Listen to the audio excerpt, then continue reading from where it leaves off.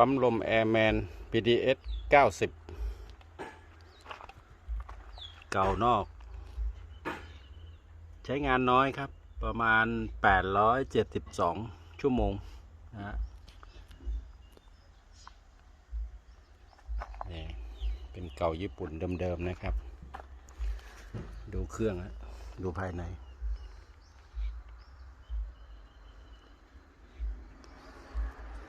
เครื่องเดิมๆมาครับผมดูหม้อน้ำเปิดดูหม้อน้ำหม้อน้ำก็ยังเขียวๆอยู่มีน้ำยานะสวยๆอยู่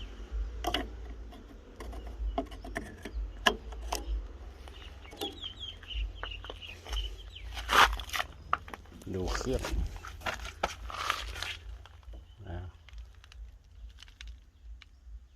เครื่องก็ยังสวยนะ3 สูบตัวนี้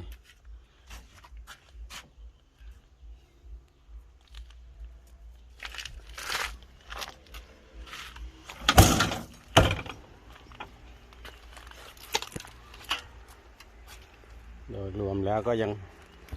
เดิมๆนะครับแต่อาจจะมีตู้ผูบ้างเล็กน้อยแค่นั้นเองนะลองสตาร์ทเครื่องดู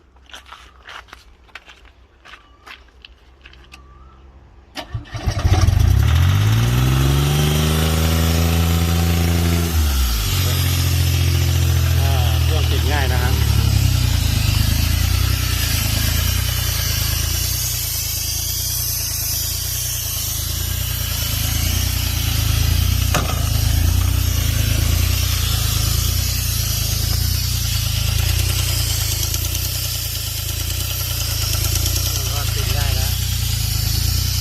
ดับเครื่อง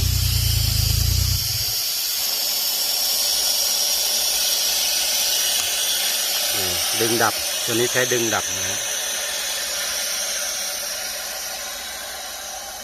รอลมโบทิ้งแป๊บหนึ่งสตาร์ทใหม่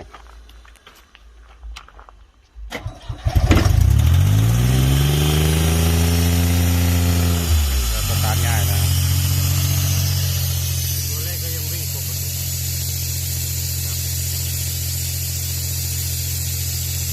ตัวเลขวิ่งปกติลองเปิดลมดู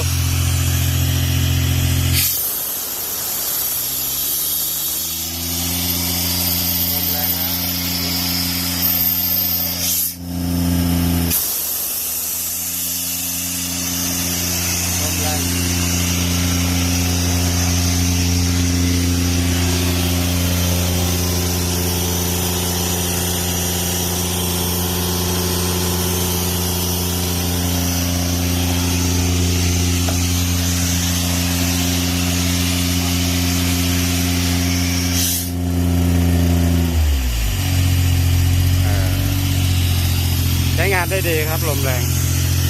นะลองดับเครื่องสตาร์ทใหม่อีกที